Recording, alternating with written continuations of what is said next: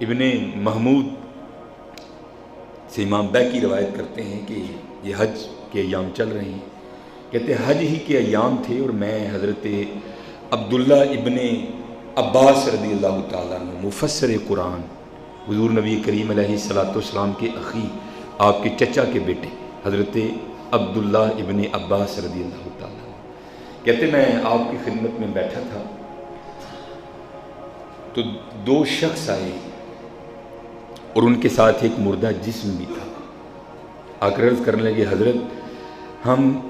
حج کے ارادے سے مکہ کی طرف روانہ ہوئے اور ہمارا یہ دوست راستے میں انتقال کر گیا، ہم نے اس پر نماز جنازہ پڑھی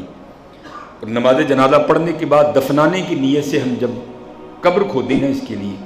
تو کیا دیکھا اس کی قبر میں ایک سیاہ رنگ کا محیب سانپ ہے۔ اسی ویکھ لاں گے، تو کیا دیکھے گا بھائی، تو کیا دیکھے گا؟ کہتے ہیں ہم نے اس قبر پر مٹی ڈال دی، پھر دوسری قبر کھودی، جب اس کو رکھنے لگے تو دیکھا اس میں بھی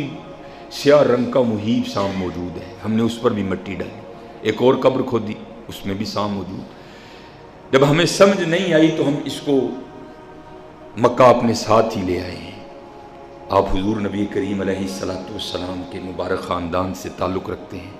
آپ ہماری رہنمائی فرمائیں ہم کیا کریں؟ آپ نے فرمایا اگر اس کو دفنانے کی نیت سے ساری روح زمین بھی کھود ڈالو گے تو اس سانپ کو ہر جگہ موجود پاؤ گے، اس لیے جا کر اس کو سانپ ہی کے ساتھ دفنا دو۔ وہ کہتے ہیں ہم نے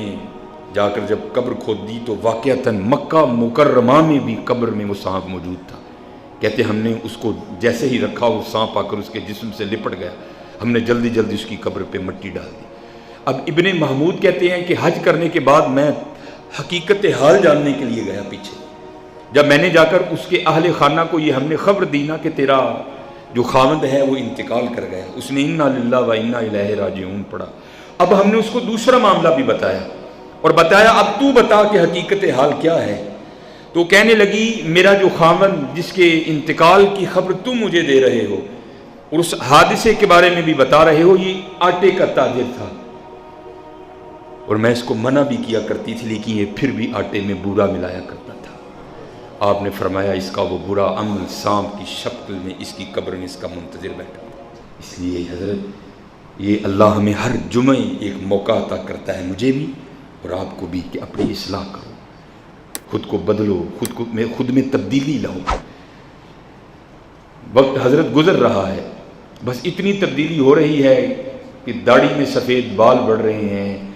نظریں کمزور پڑ رہی ہیں، پٹھے کمزور ہو رہے ہیں، وہ گرفت اب نہیں رہی، دن بہ دن ڈھیلی پڑتی جا رہی ہے، یہ تبدیلی تو آ رہی ہے،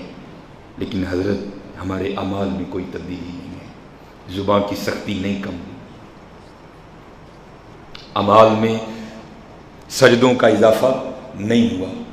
نامہ اعمال میں ابھی تک بھی سرگی کے اتھرو شامل نہیں ہوئے، نامہ اعمال میں ابھی بھی تلاوت قرآن کریم نہیں ہے۔